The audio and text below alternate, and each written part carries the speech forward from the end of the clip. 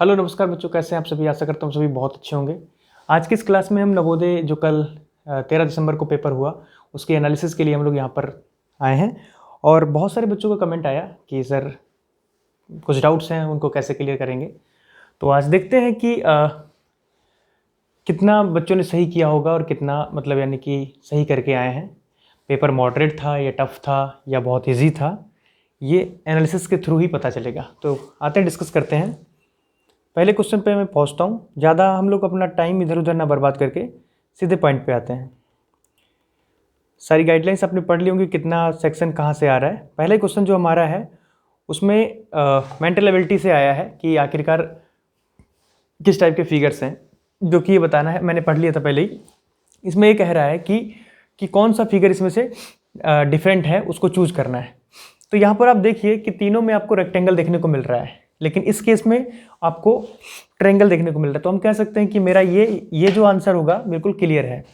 Similarly in चारों के case में जो मेरा क्वेश्चन नंबर सेकंड है, मैं टाइम बर्बाद नहीं करना चाह रहा हूँ, सीधा सीधा पॉइंट पे इसलिए आ रहा हूँ। जो मेरा ये पार्ट है मतलब यानी कि क्वेश्चन नंबर सेकंड का, उसमें तीनों ही ये जो फिगर्स हैं ये 90 पर हैं, लेकिन अगला जो फिगर है वो मोर देन 90 है। तो इस केस में मेरा डी आंसर हो जाएगा।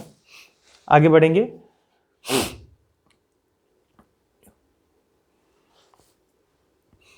अगला क्वेश्चन नंबर थर्ड है। सब में एक वर्टिकल लाइन है, लेकिन उसमें कोई वर्टिकल लाइन नहीं है, ना ही हॉरिजॉन्टल लाइन है। तो इस केस में मतलब सीधा मतलब पॉइंट है कि कोई भी वर्टिकल लाइन नहीं है, मतलब यानी कि एस मेरा आंसर हो जाएगा, जो कि डी है। ठीक है, अगला मैं देखता हूँ क्वेश्चन नंबर फोर्थ नंबर। इसमें क्या है, सारे फिगर दे रखे हैं। तीन फिगर ऐसे हैं जिनको आधा किया गया, जो कि सर्कल है, ट्रायंगल है और स्क्वायर है, लेकिन यहाँ पर आधा नहीं किया गया है। इसमें ये आधा है और आधे में से आधा ये है, तो इसका मतलब करेक्ट आंसर है। अगला देखते हैं।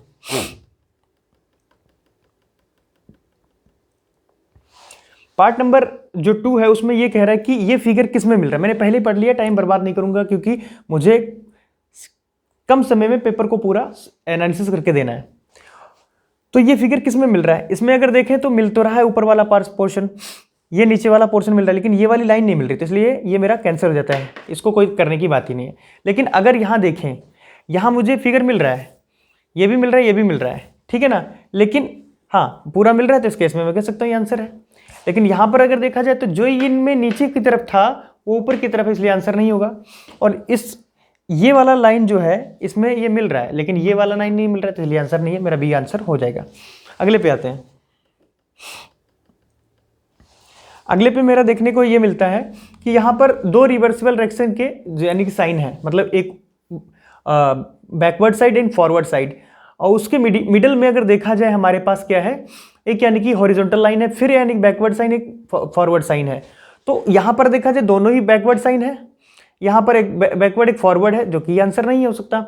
यहाँ पर एक बैकवर्ड एक फॉरवर्ड मिडल एंड जो कि एक साइन है नीचे की तरफ, दोनों सिंबल नीचे की तरफ है, जो कि गलत है।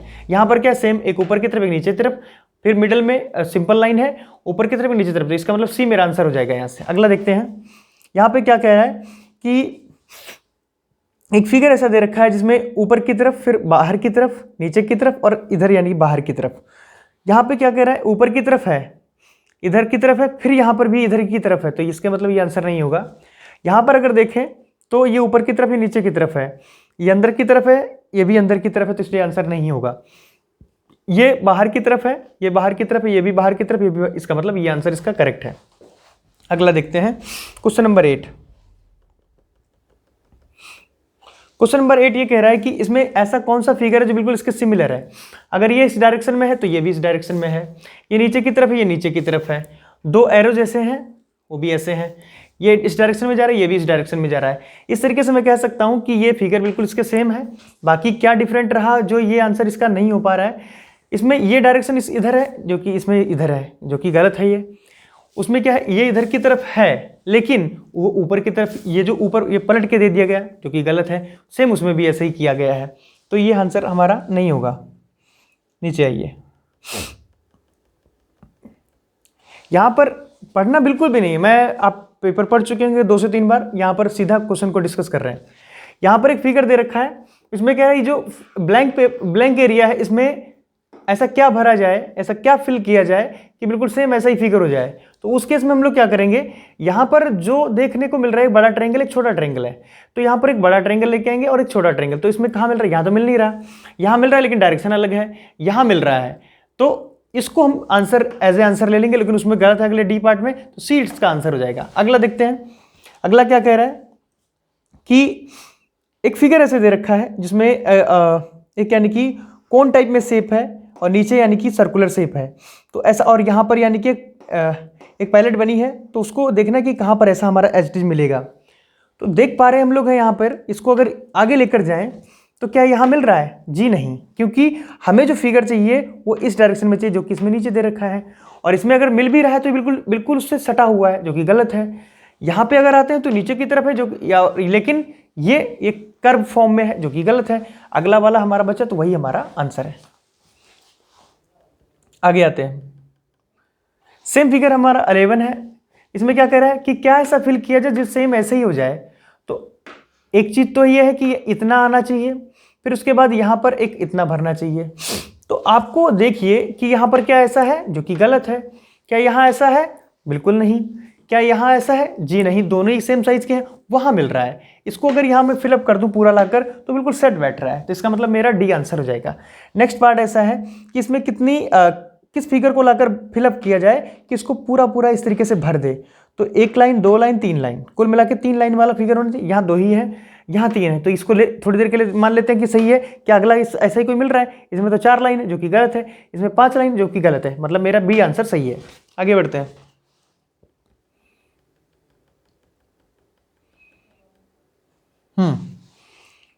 मैंने पहले ही डिस्कस कर रखा है इन चीजों को। ये मेरी क्वेश्चन फिगर है, ये मेरी आंसर फिगर है।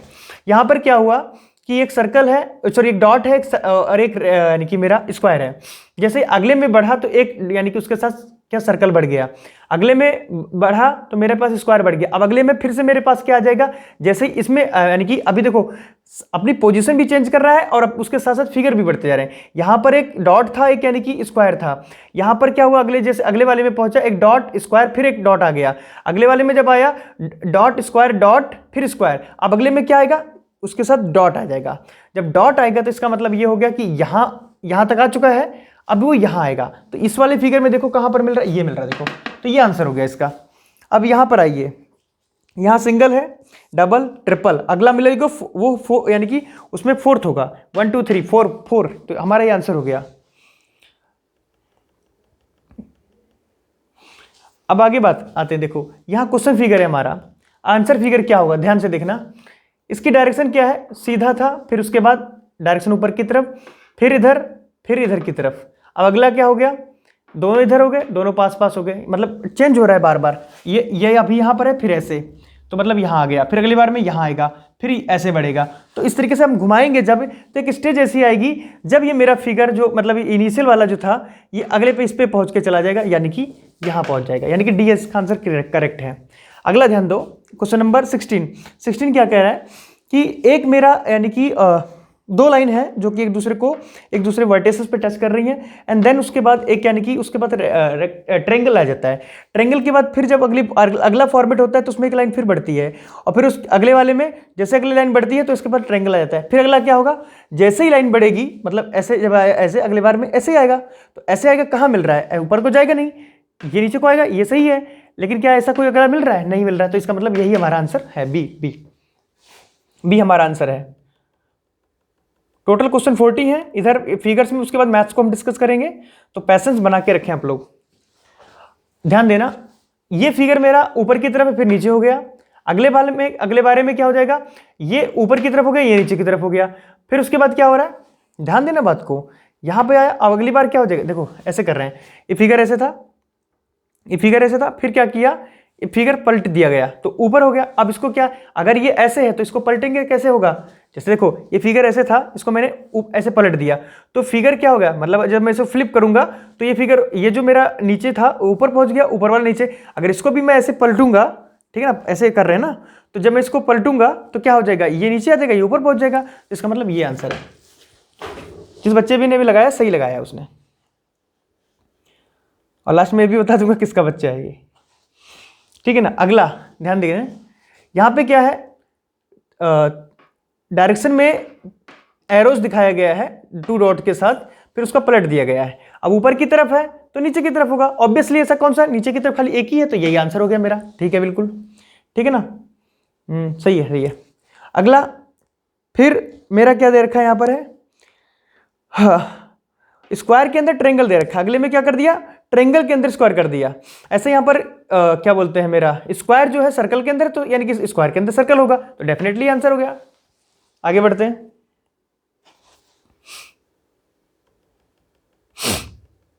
जुकाम बहुत तगड़ी हो रखी है भाई। हाँ देखो, क्वेश्चन नंबर 20 जो है वो ये कह रहा है कि डायरेक्शन क्या दे रखी है इसमें, इसकी ऊपर की तरफ, इसकी नीचे की तरफ। अगली बार में क्या हुआ, इसको ऐसे घुमा दिया थोड़ा सा, मतलब 90 डिग्री रोटेट किया। जब जैसे 90 डिग्री रोटेट किया तो ये नीचे आ जाएगा, ये ऊपर पहुंच जाएगा, ये यहाँ, तो पोजीशन चेंज हो जाएगी। सेम यहाँ पर भी 90 डिग्री रोटेट करना है, जैसे 90 डिग्री रोटेट करेंगे तो ये यहाँ पहुंच जाएगा, ये यहाँ, ये यहाँ, तो इसका मतलब ये हमारा ए पार्ट इसका आंसर हो जाएगा। ठीक है, आगे देखते हैं। अब कटिंग फिगर से क्वेश्चन आया है, क्या कह रहा है कि ये जो फिगर है इसमें कौन सा एक कट पीस भरा जाए जो पूरा फिलअप हो जाए। तो उस बच्चे ने बहुत अच्छा दिमाग लगाया, क्योंकि ये कर्व है, बाहर से अंदर की तरफ कटिंग है, तो कोई भी ऐसा फिगर नहीं था जो बाहर से कर्व हो, ये कर्व था, तो इसके मतलब ये फिलअप यहां पर किया जाएगा, जो कि करेक्ट आंसर है। सिमिलरली बाहर एक लाइन होगी, अंदर की तरफ कट पीस होगा, तो इसका मतलब ये आंसर है, और कोई ऐसा है ही नहीं। फिगर के केस में देखा जाए तो बहुत इजी क्वेश्चन आया है, मतलब कोई भी बच्चा चाहता है तो थोड़ी बहुत तैयारी करके अटेम्प्ट कर सकता है, पेपर आगे पता चलेगा कि कितना टफ है। अब यहाँ पे ये है कि इसमें क्या फिलअप किया जाए कि एक फिगर बनके तैयार हो जाए। तो एक फिगर कब बनेगा, ये भरेंगे तो भरेगा नहीं भाई, ये अगर इसको फिल करेंगे बिल्कुल एग्जैक्ट बैठ जाएगा, तो इसका मतलब ये आंसर हो गया। अगले में क्या देख रहे हैं, इसमें क्या फिलअप किया जाए जिसको इस फिगर को पूरा फिलअप कर दे।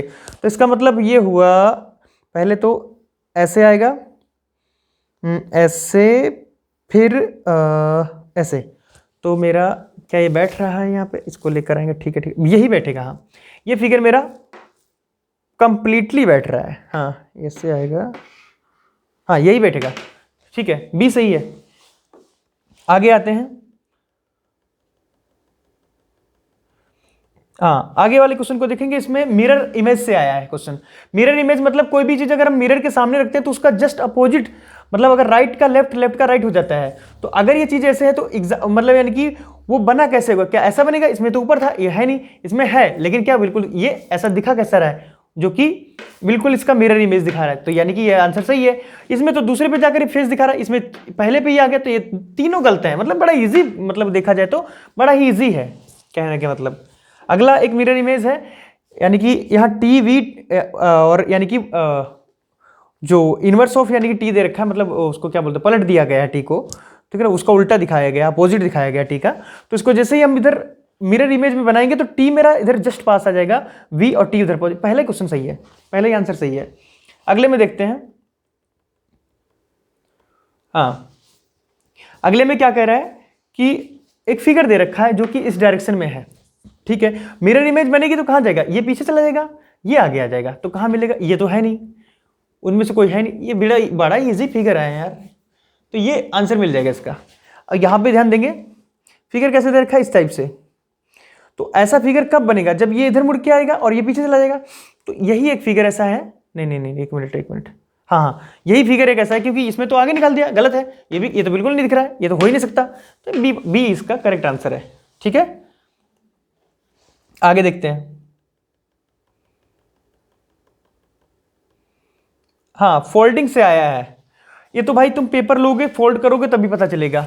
इसमें क्या कि पेपर को लिया उसने, पहले ऐसे फोल्ड किया है, जब ऐसे फोल्ड हो गया फिर उसने ऐसे फोल्ड किया है, फोल्ड करने के बाद उसने यहां से कट कर दिया, थोड़ा सा यहां से कट कर दिया, और जब यहां से कट करेंगे तो उसे खोलेंगे, कैसे खुलेगा, कैसे खुलेगा, ऐसा मतलब जब खोलेंगे तो ब्लेड साइड टाइप का शेप हो जाएगा, और अंदर यहां पर एक बार जो कटा है ना वो 4 जगह कटेगा, और 4 जगह कटेगा, इसका मतलब आधा आधा कटा है, तो मतलब 2, यानी कि 2 आधे आधे एक सर्कल बनेंगे और 2 आधे आधे एक सर्कल बनेंगे, तो कुल मिला के 2 सर्कल बनेंगे, एक ब्लेड टाइप में से बने। ये तो होगा नहीं, ये भी नहीं होगा, ये हो ही नहीं सकता, क्योंकि सर्कल यहां आएगा नहीं, सर्कल यहां आएगा, ठीक है, तो इसलिए मतलब डी इसका करेक्ट आंसर है। अगला ध्यान दो, अगला क्या कह रहा है, अगला ये कह रहा है कि यहां पर एक फिगर है, सेम उसको वैसे ही फोल्ड किया गया, जैसे पहले से फोल्ड किया, फिर ऐसे फोल्ड कर दिया, लास्ट में यहां आकर उसने एक ट्रायंगल निकाला है, उसमें से ट्रायंगल निकालने के बाद अब कैसा बनेगा, अब जब ट्रायंगल यहां निकाला गया है तो ट्रायंगल कहां जाएगा, मतलब ऐसे खोलेंगे जब उसे, देखो पहले इसने क्या किया, ऐसे किया, फिर ऐसे कर दिया, अब ऐसे कर दिया, काटा क्या, कॉर्नर से काटा गया है।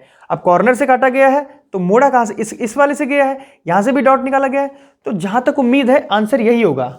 इसमें थोड़ा एक बार मैं थोड़ा श्योरिटी नहीं दे रहा हूं कि कैसे निकलेगा, क्योंकि पेज को काटना खुद एक बार देखना क्या आंसर आ रहा है, क्योंकि बिना पेज काटे हम कह नहीं सकते। लेकिन आंसर जहां तक मुझे लग रहा है यही होगा, हाँ यही होगा बस, क्योंकि बाहर को जाएगा, हाँ यही आएगा। एक बार देख लेना, श्योरिटी नहीं दे रहा हूं, एक बार श्योरिटी के लिए आप खुद एक बार चेक कर सकते हैं।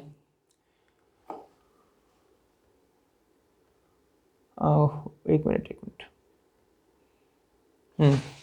अगला क्वेश्चन है सेम वही कटिंग पेपर वाला। ये चाहे तो मैं छोड़ भी सकता हूं तुम्हारे लिए, तुम खुद कर सकते हो। पेपर को मतलब लेना है, फिर ऊपर फोल्ड करना है, फिर से यानी कि दोबारा से फोल्ड करना है, फिर लास्ट में इसको कटिंग कर देना है। क्या मिलेगा आप करेंगे तभी पता चलेगा। थोड़ा ये डाउटफुल क्वेश्चन है। जब खोलेंगे तो बाहर की तरफ आना चाहिए, अंदर नहीं रहेगा। नहीं ठीक है, यही आंसर इसका मिलेगा, क्योंकि जब खोलेंगे तो यहां कट रहा है ना, तो यहां पर गोल बन जाएगा, और ये जब कट के जाएगा तो बाहर, हाँ आधा आधा होगा। हाँ ठीक है, यही आंसर आएगा। ठीक है, सही है। और इसके बाद ये जो ट्रायंगल है, इस ट्रायंगल को ऐसे मतलब क्या करेंगे हम लोग, जस्ट फ्लिप करेंगे 1 time and then 2nd time, और फिर उसके बाद यहाँ पर क्रॉस का साइन लगाएंगे, फिर देखते हैं क्या आएगा। तो हम जब खोलेंगे उसे तो ये जो क्रॉस साइन है 2 जगह पहुंच जाएगा, यहां से यहां आ जाएगा, और ये जो कटिंग साइन है खुलेगा तो 4 जगह पहुंचेगा। इसका मतलब ये आंसर सही है। जिस भी बच्चे ने किया है बहुत सही किया है।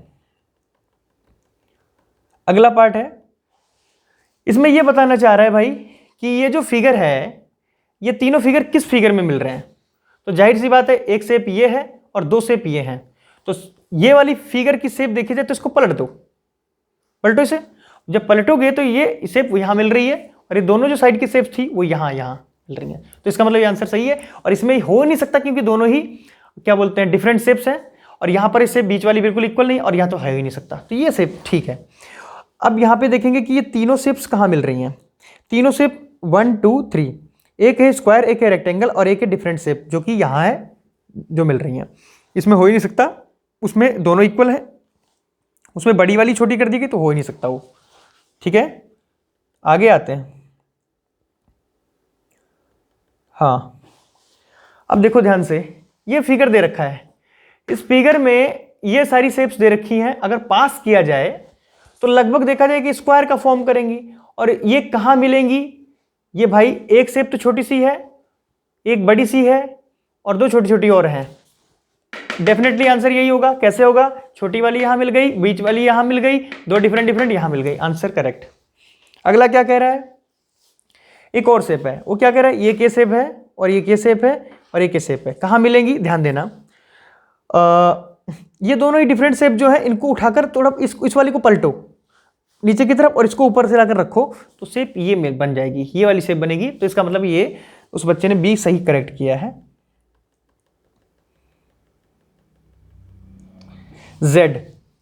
जेड यानी ये फिगर कहां मिल रहा है तुम्हें, ध्यान देना। ऐसे करके आया है और फिर ऐसे गया है। तो अगर मैं इसको ऐसे करूं, ऐसे, फिर ऐसे, ऐसे, ऐसे, तो मतलब ये फिगर मुझे इसमें ही मिल गया, तो मेरा आंसर ये ही हो गया।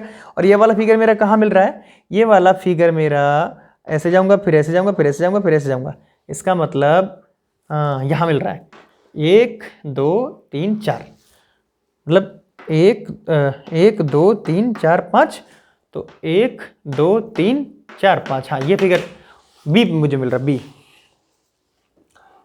अगला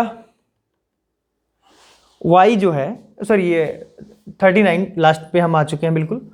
तो ये फिगर कहाँ मिल रहा है, ये जो शेप है कहाँ मिलेगी मुझे। अगर देखा जाए दोनों ऊपर के इसमें है, साइड वाला यहाँ है, नीचे ये है, बिल्कुल सही है। अगला ये और ये फिगर कहाँ मिल रहा है, ध्यान से देखना। ये लाइन और ये लाइन, तो ये लाइन और ये लाइन है, ठीक है। फिर नीचे एक लाइन है, बिल्कुल है। तो ये फिगर यहाँ हमें बी पे मिल जाएगा, यानी कि हमारे फिगर्स तो हमने कर डाले। अब आता है हमारा मैथ्स का नंबर। तो किस बच्चे ने कैसा किया है उसके बारे में देखते हैं। पहला क्वेश्चन इसने दे रखा है कि 999 अपन 1000। तो इसका आंसर कैसे आएगा, ये मैं तुम्हें अभी बता देता हूं कि इसका आंसर क्या रहेगा, ठीक है ना। और 1 मिनट मुझे पेन ले लेने दो अपना भाई। हाँ, चल रहा है, बढ़िया। चलिए गुरु, आ गए आप। तो मैं थोड़ा इधर देखना ध्यान से, कहाँ सॉल्व कर दूँ प्रभु, बहुत तेज भाग रहा है आज तो, ये नहीं ले रहा। पेन ले ले भाई।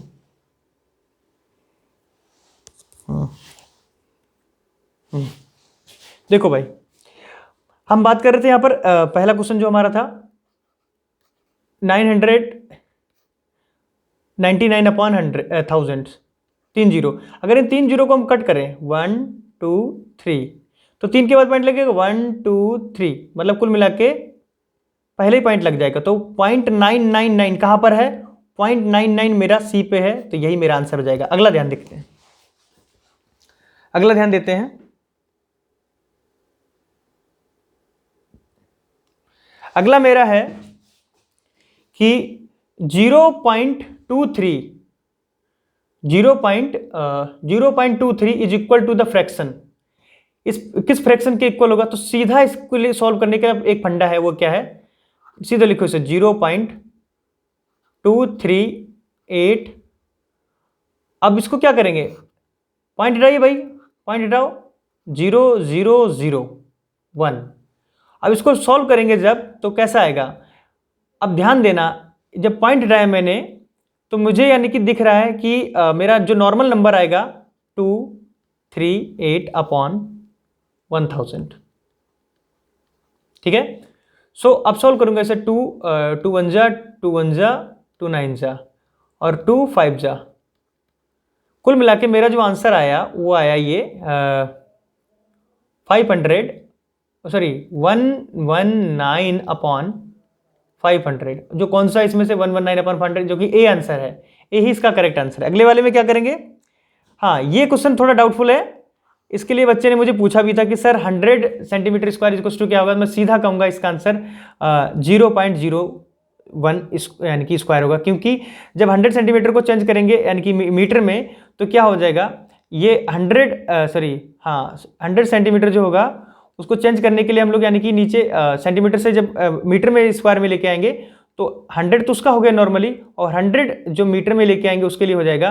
तीनों को जब कैंसिल करेंगे तो फाइनली मेरा 2 जीरो फालतू चला जाएगा, तो यहां पर आ जाएगा फाइनली मेरा बी आंसर। अगला जो है मेरा, इसका क्या आंसर आएगा, 44 का मेरा आंसर आ जाएगा वो क्या बोलते हैं 0.1 0.1 0.1, यानी कि यहाँ भी एक के बाद पॉइंट, यहाँ भी एक के बाद पॉइंट, यहाँ भी एक के बाद पॉइंट, यहाँ भी एक के बाद पॉइंट। तो फाइनली जो मेरा एक मिनट रुकना, फाइनली जो मेरा क्या बोलते हैं, जैसे 0.1 इंटू 0.1 एंड 0.1 हो जाएगा। तो जैसे ही मैं इसे सॉल्व करूंगा तो मैं क्या, सीधा सीधा मुझे एक चीज़ आती है, वो क्या है, मैं पॉइंट हटा लूँ, या आ जाएगा, यहाँ पॉइंट हटाओ 10 आ जाएगा, यहाँ पॉइंट हटाओ 10 आ जाएगा, और 1 की कितनी बार भी मल्टीप्लाई करो 1 ही आ जाएगा, नीचे 1000 आ जाएगा, और नीचे से 3 जीरो कटेंगे तो इसका मतलब ये हो गया 100 पॉइंट। तो आपका आंसर आएगा 0.001। ये आंसर सही बच्चे ने किया है, बी पार्ट, ठीक है ना, बी पार्ट सही किया है। अगला क्या करेंगे, आपका अगला क्वेश्चन है ये, इसको मैं सॉल्व कर देता हूँ। वो क्या दे रखा है, ध्यान देना बेटा, कि यहां पर दे रखा है, एक मिनट मैं इसे ऊपर ले लेता हूं थोड़ा,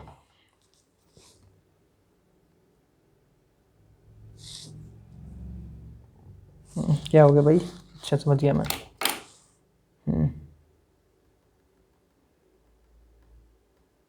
ठीक है, आपका क्वेश्चन दे रखा है यहाँ पे 3/2 डिवाइड बाई 3/2 मल्टीप्लाई विद 2 + 3/2। तो इस क्वेश्चन में क्या करेंगे बेटा, 3/2 जो आपका दे रखा है यहाँ पर 3/2 लिखेंगे, और इसको मल्टीप्लाई में कन्वर्ट कर देंगे तो क्या हो जाएगा 2/3 हो जाएगा, ठीक है ना, और मल्टीप्लाई विद 2 प्लस आपका 3/2 हो जाएगा। यहाँ पर हम बोर्ड मास लगा रहे हैं, बोर्ड मास जब लगाएंगे तो यानी कि पहले डिवाइड को सॉल्व करेंगे, और डिवाइड को जब सॉल्व करेंगे तो डिवाइड सॉल्व करने के लिए हमें मल्टीप्लिकेशन में चेंज करेंगे, फ्रैक्शन को जस्ट अपोजिट कर देंगे। तो जो पहले फ्रैक्शन हमारा न्यूमरेटर था उसको डिनोमिनेटर करेंगे, जो डिनोमिनेटर उसको न्यूमरेटर करेंगे इस वाले पार्ट को। तो यहाँ से 3 कैंसिल हो जाएगा, 2 से 2 कैंसिल हो जाएगा, तो क्या बचेगा 1 बचेगा, 1 × 2 + 3/2। तो 2 की 1 से करेंगे 2 + 3/2, 2 2 जा 4 हो जाएगा, प्लस 3 है /2 इज टू क्या हो जाएगा 7/2। तो 7/2 कहाँ पर मेरा, ये मेरा सी वाला आंसर हो जाएगा, ठीक है ना। अब आती है बात उधर पार्ट्स में, मतलब जो अभी रह गए हैं, बैक आओ, हाँ अब यहाँ पे क्वेश्चन दे रखा है, आप ध्यान दे रहे होंगे कि द प्रोडक्ट ऑफ 0.2 एंड 0.03। तो इसमें क्या करना है, सीधी बात है, यहाँ पर ध्यान देना। 0.2 इंटू 0.03 दे रखा है, इन दोनों का जब प्रोडक्ट करेंगे तो इस बात को ध्यान रखना, या तो पॉइंट डालो या सीधा एक चीज डालो, 2 3 6 होता है, और 2 के बाद पॉइंट यहाँ था और 1 के बाद पॉइंट यहाँ था, कुल मिला के 3 के बाद पॉइंट, तो 0 यानी कि 2 हुआ, 1 0 और लगाओ, तो यानी कि 0.006 0.006 ये आंसर है मेरा, बिल्कुल करेक्ट है। अगला मेरा क्या दे रखा था, sum of all the factors of 64 का एलसीएम निकालेंगे, उसके 64 का फैक्टराइजेशन करेंगे। तो 64 का जब फैक्टराइजेशन करेंगे तो यहां ध्यान दो भाई, 64 ऐसे लिखेंगे, फैक्टराइजेशन करेंगे 2 30 जा, 2 16 जा, 2 8 जा, 2 4 जा, 2 2 जा एंड 2 1 जा। तो एक तो 2 हो गया भैया, ठीक है ना, एक तो 2 हो गया, दूसरा 4 हो गया, तीसरा मेरा 8 हो गया, चौथा मेरा 16 हो गया, ठीक है ना, और एक मेरा 32 हो गया।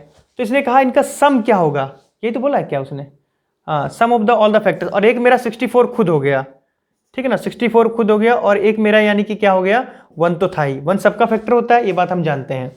इन सबको सम अप करोगे तो तुम्हारा ये आंसर आएगा, क्योंकि मैंने पहले चेक कर चुका हूं, इन सबको सम करोगे तो 127 ही आंसर आएगा, सही है वो। Greatest common factor of this, इसका ग्रेटेस्ट कॉमन फैक्टर क्या होगा, मतलब इसका जीसीडी निकालेंगे, जीसीडी मतलब highest common factor, highest common factor मतलब यानी कि इसका एचसीएफ निकालेंगे। एचसीएफ के लिए कहूँ तो 30 यानी कि 30 और 20 में सबसे कॉमन यानी कि चीज कौन सी है बड़े स्तर पर, तो ये 10 से ये भी डिवाइड है और 10 से ये भी डिवाइड है, उसके बाद इसमें कोई कॉमन फैक्टर नहीं बचा, इसलिए हाईएस्ट जो है 10 है, इस केस में मैं 10 पे टिक करूंगा, मेरा यानी कि 10 सही हो जाएगा। अगला जो मेरा क्वेश्चन है, इसको मैंने कल बच्चे को बताया भी था और अभी भी बता रहा हूं कि इसका आंसर जो आएगा, 1 मिनट मैं अभी सॉल्व कर देता हूं, 1 मिनट को।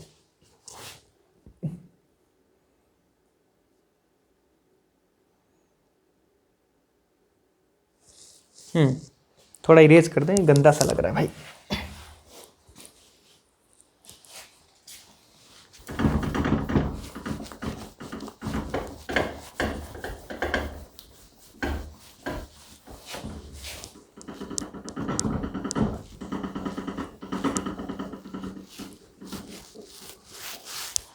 देखो, हाँ, अगला क्वेश्चन क्या मैंने बताया था, हाँ, ये क्वेश्चन मैंने बताया था कि 6.00, तो जितने भी प्लस के हैं उनको पहले ऐड कर लो, इसको तीनों को ऐड करो। जब ऐड करोगे फिर उसमें से जो आता है उसको सब्ट्रैक्ट कर देना, आपका आंसर ये आ जाएगा। कैसे आएगा मैं वो तुम्हें बता रहा हूँ, क्योंकि 608 ये है, ठीक है ना, और उसमें 60 और ऐड कर रहे हो, तो यानी कि 668 तो ये हो गया, प्लस 668 में 6 और ऐड करोगे तो 68 + 6 दैट इज 8 से 14 मतलब 70, हाँ 74 तो ऐसे ही हो रहा है, तो मतलब 74 यहाँ आ गया, और किसी में 74 दिख रहा है, इसमें दिख रहा है। लेकिन बात यहाँ पर एक और आ जाती है कि इसमें मेरा 60 बचा था और इसमें 80 बचा था, इसको जब ऐड करेंगे तो मतलब यानी कि यहाँ ना जाकर हम यहाँ पहुँचेंगे, तो इसलिए कैसे कहूँगा मैं, ये मेरा आंसर हो जाएगा। फिर उसने कहा how many prime numbers are there in between 1 and 11, तो 1 से 11 तक के प्राइम नंबर कितना है भाई, पहला हमारा 2 है, फिर हमारा 3 है, फिर हमारा 5 है, फिर हमारा 7 है, फिर हमारा प्राइम नंबर में अगर देखा जाए तो 11 है। तो इसके अब उसने क्वेश्चन क्या रखा है कि इसके बिटवीन, तो बिटवीन में देखा जाए तो 4 ही होंगे भाई, क्योंकि 11 से बीच में बोझ रहा है, 11 और 1 के बीच में, तो 4 नंबर आए, तो 4 मेरा आंसर हो गया। फिर उसने कहा था product of this and this, इसका प्रोडक्ट कैसे निकालेंगे भाई, हम ये जानते हैं कि जब 9 की 9 से मल्टीप्लाई कराते हैं तो 1 आता है डेफिनेटली, लेकिन क्या 9 आएगा लास्ट में, नहीं आएगा, गलत है। और क्या 0 आने की चांसेस है, आ सकता है। करेंगे कैसे इसको, वो एक चांसेस वो मैं बता देता हूं। देखो, इसको सॉल्व करने का एक मेथड है, वो मैं बता देता हूं। 999 को क्या लिख सकते हैं, 1000 - 1 लिख सकते हैं, बात सही है। और ऐसे ही 9999 को क्या लिख सकते हैं, 10,000 - 1 लिख सकते हैं। आप क्या करना है, दो मतलब यानी कि इसकी से मल्टीप्लाई करा दो, फिर इसकी से कराओ, फिर इसकी से कराओ, फिर इसकी से कराओ, और फाइनली सॉल्व करके आंसर तुम्हारा ये आ जाएगा। जो मैंने बोला था मैं ज़्यादा टाइम नहीं लूँगा, करेंगे निकलेंगे। हाँ, ये क्वेश्चन जो कल बहुत डाउटफुल रहा लोगों का, कि लोगों ने फटाक से टिक मार दिया इस पे, क्या बोलते हैं इस पे, गलत हो गया बच्चे का क्वेश्चन। आंसर इसका ये है, क्वेश्चन कह क्या रहा, ध्यान देना। उसने कहा there were the 500 eggs, 500 eggs थे इन अ बॉक्स, ठीक है ना। उसमें 3/25 जो थे वो यानी कि खराब हो गए, एंड जो 1/5 थे वो यानी कि गेस्ट के लिए रख दिए गए। तो उसने कहा जो बचे वो कितने अंडे थे। तो कुछ नहीं करना है भाई, जितना टोटल दे रखा उसका पहले ये निकालो जो खराब हुए हैं। तो 500 का अगर 3/25 निकालते हैं हम लोग तो कितना आता है, जो कि हमारा आता है 60, क्योंकि 25 2 जा 50 होता है और एक 0 बचेगा तो 20 हो गया, 23 जा 60 हो गया, तो 60 हमारे खराब हो गए। इसका मतलब 440 तो हमारे बच गए भाई। अब उसमें से क्या कह रहा है कि टोटल का जो है 1/5 गेस्ट के लिए रख दिया गया, मतलब अगर 500 टोटल थे उसमें से 1/5, इसका मतलब 100 यानी कि हमारे गेस्ट के लिए रख दिए गए। तो 100 को इसमें से माइनस करेंगे तो हमारा आंसर आ जाएगा 340। That is correct answer. तो बी सी हमारा सही आंसर है, ना कि ये गलत हो गया बच्चे का। फिर उसने कहा एक क्वेश्चन में कि एक शॉपकीपर है, बॉट करता है एक बॉल, ठीक है ना, वॉल क्लॉक फॉर इतने रुपए की, और उसको बेच देता है प्रॉफिट ऑफ द 40 रुपीज। तो उसने कहा सेलिंग प्राइस कितना। भाई जब इतने में खरीदा तो ये तो हो गया सीपी मेरा, और बेचा कितने में, यानी कि बेचा कितने में बताना है, वो सेलिंग प्राइस जाएगा। तो जब बेचेगा प्रॉफिट लेकर ही बेचेगा, तो प्रॉफिट हुआ 40 रुपीज का, तो 200 + 40 दैट इज सेलिंग प्राइस, तो 240 इज द करेक्ट आंसर। थोड़ा यार पानी पी लूँ क्योंकि तबीयत, 1 मिनट रुकना।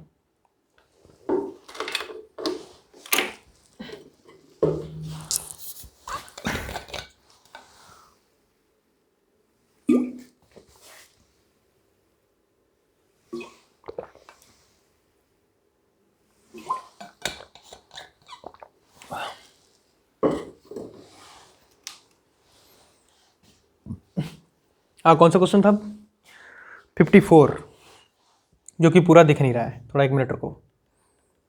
ओ भाई ऊपर तुम्हारा स्वागत है।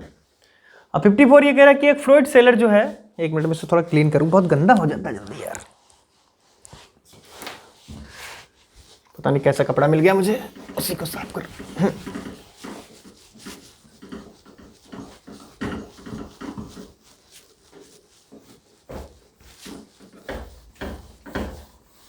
ध्यान देना क्या कह रहा है।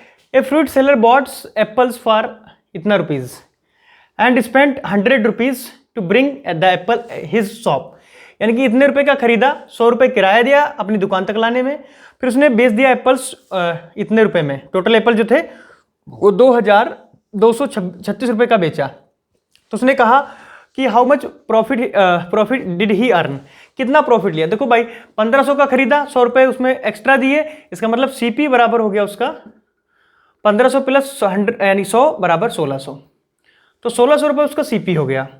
इतने का उसने बेचा, मतलब 2 2 3 6, ध्यान देना 6, अगर 6 में से 0 जाएगा तो 6 ही रहेगा, 3 का 3 ही रहेगा, और यहां पर बचा 12 - 6 is 6, और यहां पर 1, तो यानी कि 636 कहां पर है, ये आंसर हो गया मेरा। तो मेरा जो प्रॉफिट होगा वो 636 आएगा। अगला क्या करें, a train left Delhi for a Jaipur, एक ट्रेन जो है दिल्ली से चलती है कितने बजे, 10:45 पे चलती है, और जयपुर पहुंचती है 3 यानी कि 30 मिनट पर। और जब भी ऐसे क्वेश्चन हो तो एएम और पीएम पे ज़्यादा फोकस किया करो। तो एएम यहाँ दे रखा है, एएम दे रखा है, इसका मतलब साफ जाहिर है कि वो गाड़ी यानी कि दिन में चली है, और सॉरी दिन में चली है, दिन में ही पहुंची है, लेकिन सुबह चली है यहाँ से और यहाँ पर शाम को पहुंची है। तो हम ये क्या करेंगे, 15 मिनट 1 घंटा तो इधर हो गया 12 तक पहुंचने में, यानी कि अगर 10:45 से चली तो 11 तक 15 मिनट हुआ, और 12 तक उसको 1 घंटा हो गया, तो 1 घंटा 15 मिनट तो इधर हो गया। और फिर आगे गिनेंगे 1 2 3 आवर्स और 30 मिनट्स, ये 3 आवर्स 30 मिनट, और 1 आवर यहाँ का 4 आवर्स 30 मिनट, और 15 मिनट इसके तरफ थे, तो 4 आवर्स 45 मिनट्स, 4 आवर 45 मिनट्स, ये मेरा बी करेक्ट आंसर हो गया। अगला ये जो है, ये भी बच्चे ने गलत किया, कैसे गलत किया वो बता देता हूं। इसका आंसर ये ना होकर इसका आंसर होगा 677। वो कैसे होगा, वो ऐसे होगा भाई, इसको सॉल्व करेंगे तब, अभी मैं बताता हूं कैसे, ध्यान देना। क्या कह रहा है यहां पर है, एक मिसिंग नंबर बताना जो यहां पे होना चाहिए, मैं इसको लेट कर लेता हूं, एक्स है, ठीक है ना। अब ध्यान देना ये दोनों ही कितने हैं, 86 हैं। 86 को जब यानी कि दोनों माइनस के हैं तो कितना हो जाएगा 86 इंटू, तो ये जगह 172 आ जाएगा, क्योंकि 86 एंड 86 6 दूनी 12 और 8 दूनी 16 17 172 हो गया। 172 जो है इसमें से सब्ट्रैक्ट करेंगे और फाइनली क्या होगा, यहाँ x है ये जरा कर डिवाइड करेगा इसको। जैसे ही डिवाइड करता है बेटा तो ये मेरा ये ना आंसर आकर मेरा ये आता है। मैं सॉल्व करने को नहीं बैठूंगा, यहाँ पे सीधा बताऊंगा निकलूंगा। इतना देख लेना आप कितने तुम इंटेलिजेंट हो, ठीक है ना। अगर नवोदय का पेपर देने गए थे तो, मटरगश्ती करने गए थे तो कोई फायदा ही नहीं आपका। फिर क्योंकि चीज़ें बहुत गंदा बोर्ड हो रहा है ना, समझ में नहीं आ रहा इतना आज गंदा है क्यों है। हाँ, अगला क्वेश्चन है कि the sum of the interior angles of the rectangle is. देखो कोई रेक्टेंगल जो होता है वो कुछ मतलब 4 साइड का क्या बोलते हैं ग्रुप होता है। तो इसका एंगल, इसका एंगल, इसका एंगल, इंटीरियर एंगल जो होते हैं चारों अगर ऐड करें किसी भी का तो वो 360 होता है। लेकिन बच्चे ने कहाँ पर लगाया है 90 पे, जो कि गलत है। आपका आंसर होगा 360, ठीक है ना। 360 इसका इंटीरियर है। अगला क्या कह रहा है, the length of the 5th side of a pentagon with perimeter 80 centimetre at the sum of the lengths whose 4 sides is 63 centimetre. क्या कह रहा है कि अगर कोई पेंटागन है, पेंटागन मतलब जिसमें 5 साइड हैं और उसकी 5 साइड्स का सम अप किया जाता है तो 80 हो जाता है उसका पेरीमीटर। तो उसने कहा अगर 4 साइड जो है वो इतनी होती हैं तो 5th साइड कितनी होगी। सीधी सीधी बात है भाई, 80 से 63 को सब्ट्रैक्ट करो तो आपका 17 आंसर आ जाएगा और 17 आपका करेक्ट आंसर है। अगला ध्यान दो,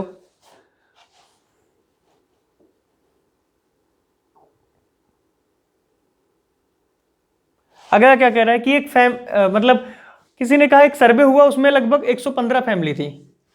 115 फैमिली में से ये कहा गया कि ऐसी फैमिली बताओ जिनके पास बच्चे नहीं हैं। तो भाई 5 फैमिली के पास बच्चे हैं, 20 फैमिली के पास बच्चे हैं, 30 फैमिली के पास बच्चे हैं और तुम्हारा 35 फैमिली के पास बच्चे हैं। तो इसको ऐड किया जाए तो मेरा कितना होता है 65 और 5 70 हो जाएगा। 70 प्लस 20 90 हो जाएगा, ठीक है ना। 90 में से यानी कि 90 फैमिलीज जो हैं बच्चे वाली हैं। तो इतनी कितनी फैमिली बची जो यानी कि जिनके पास बच्चा नहीं होगा। तो टोटल आपकी थी कितनी बच्चे, टोटल आपकी थी 115 में से आप 90 सब्ट्रैक्ट करिए, आपका 25 आंसर आएगा जो कि करेक्ट आंसर है। सही है। 60 वाले पे आ जाओ।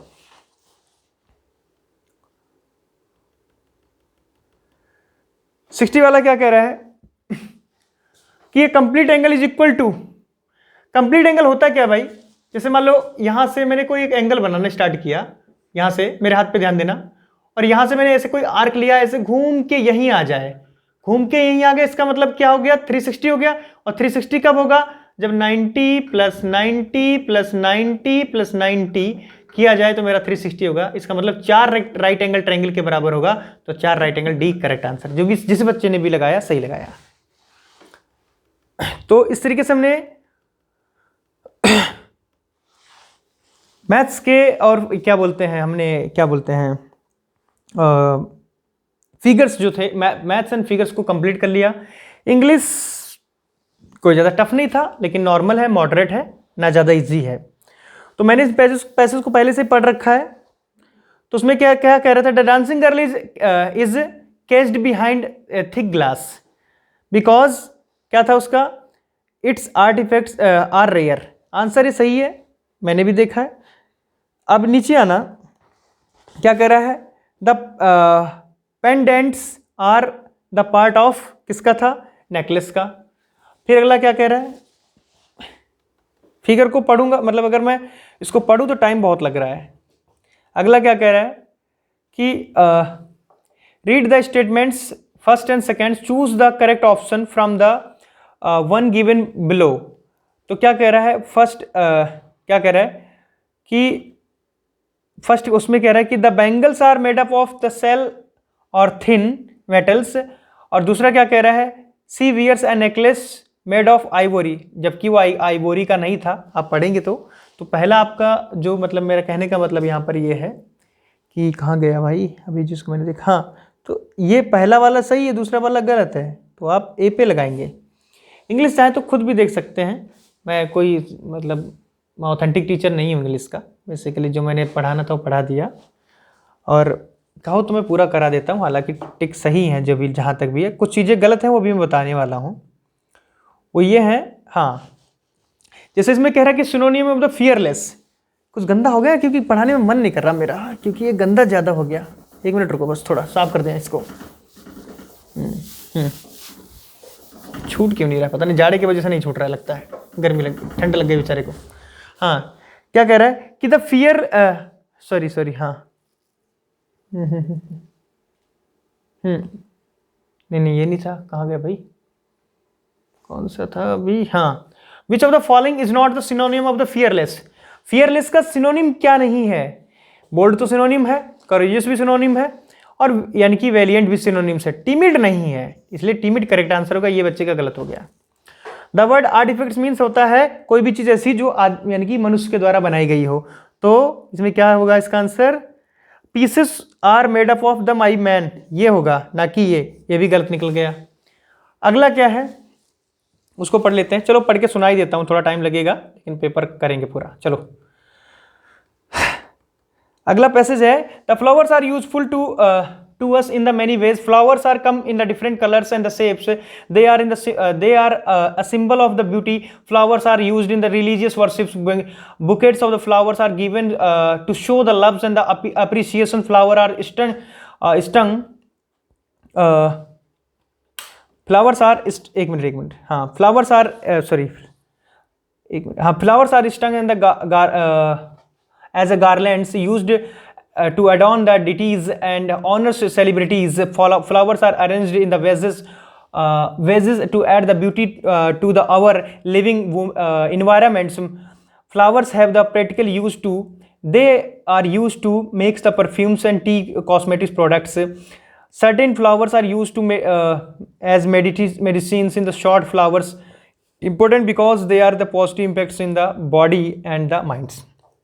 तो पहला क्वेश्चन इसका है flowers are dash to us in many ways, तो यानी कि यूजफुल हो जाएगा इसका आंसर भाई। पहला क्या है, कहाँ गया भाई, इसको पढ़ रहा था मैं, यही पढ़ रहा हूँ क्या, कहाँ कुछ ब्लैंक हो गया क्या, एक मिनट हाँ, दूसरा ये, हाँ ठीक हाँ, फ्लावर्स आर यूजफुल, ठीक है। अगला क्या कह रहा है उसको ध्यान से देखेंगे। अगला क्या है, flowers are found in different colours and the shapes. Different colours and the shape, सही है।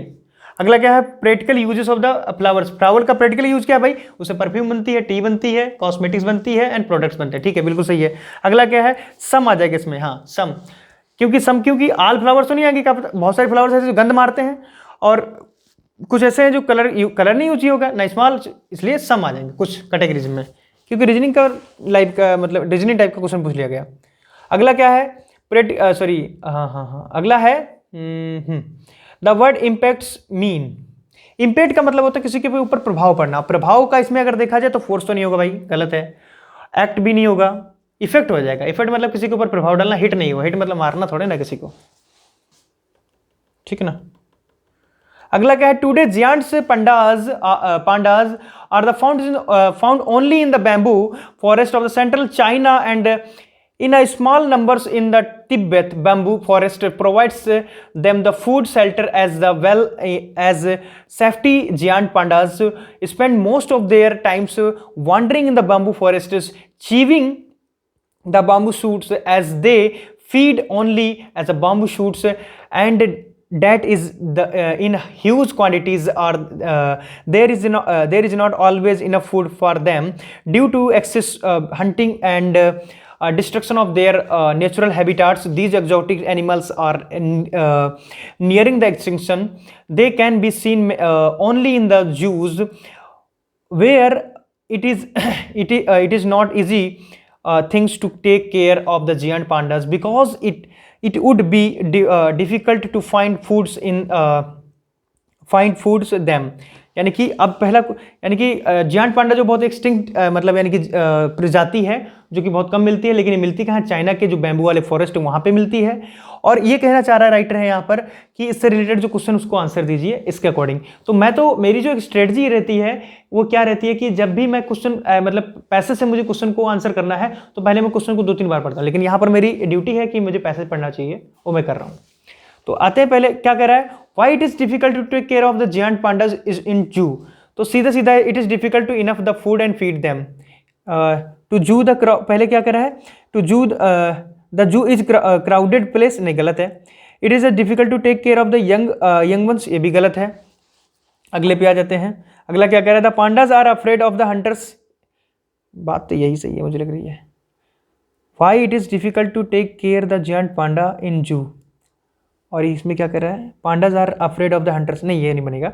जहाँ जियांट पांडा को मतलब पालना थोड़ा मुश्किल क्यों हो सकता है, क्यों इसलिए हो सकता है क्योंकि वो खाते पीते हैं और उनका खाना बहुत ही अलग है, जो कि बैम्बू का जो सूट होता है उसको निकाल निकाल के खाते हैं। इसका मतलब इनको फीडिंग करना थोड़ा मुश्किल पड़ जाएगा। तो इसका आंसर क्या हो जाएगा, देखता हूँ, it is difficult to find enough food to feed them. हाँ सही है, ये फूड देना उनको बड़ा मुश्किल पड़ेगा, इसलिए खुद ढूंढो, खुद खाओ भैया जहाँ रहना है। इसलिए वो क्या हो रहा है, उनको हंटर्स लोग मार रहे हैं, खा रहे हैं, और यही हो रहा है। अगला क्या हो रहा है, what is the staple foods of the giant pandas. तो भाई वो बैम्बू सूट कहाँ गया, हाँ bamboo shoot is the correct answer.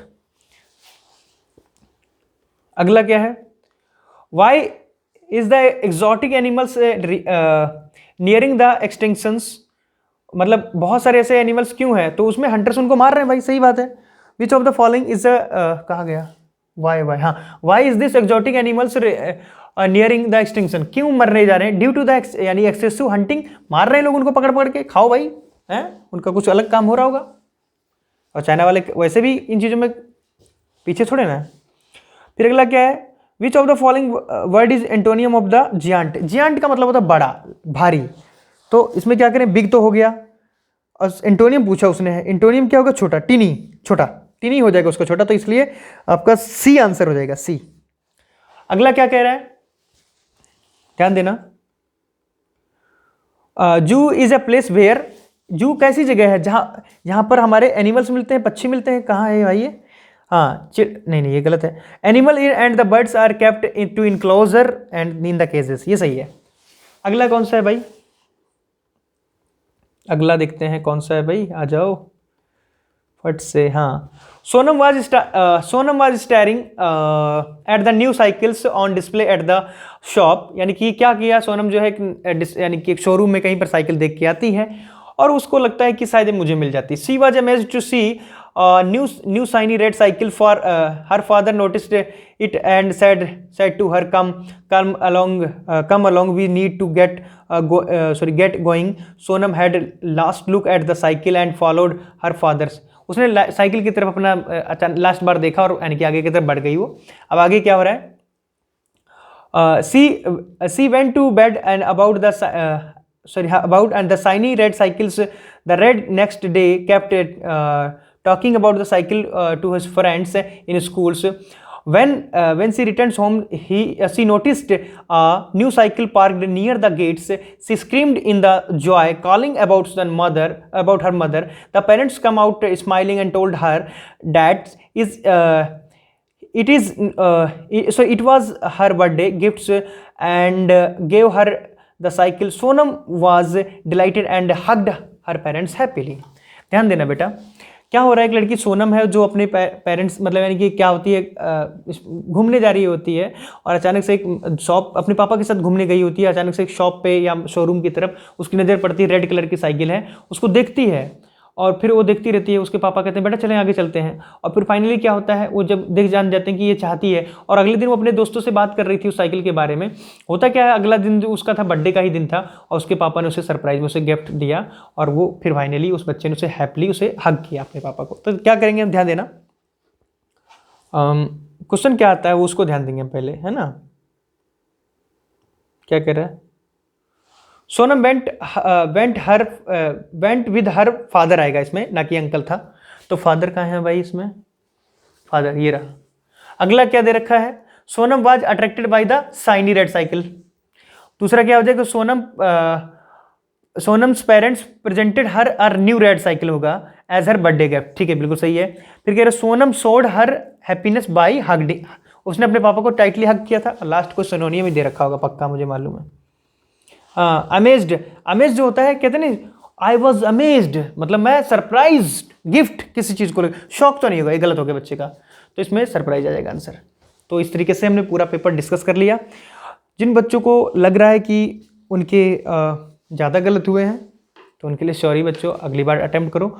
और दूसरी बात ये कहना चाहूँगा, जिनको लग रहा है जिनके 4-5 ही गलत हैं, 6 या 7 तक लास्ट, तो वो थोड़ा अपना एक मन बना के चलें कि शायद मिल सकता है। बाकी इस टाइप के जो वीडियोस हैं या मतलब जो स्टडी से रिलेटेड आप कॉन्सेप्ट क्लासेस को फॉलो कर सकते हैं, वहाँ पर ये सारे आपके स्टडी मटेरियल मिलेंगे। आप हमसे विश्वास जता सकते हैं, हम आपको ये आश्वासन देते हैं कि आने वाले समय में हम आपके लिए अच्छा रीडिंग मटेरियल और आपके लिए अच्छी स्ट्रेटजी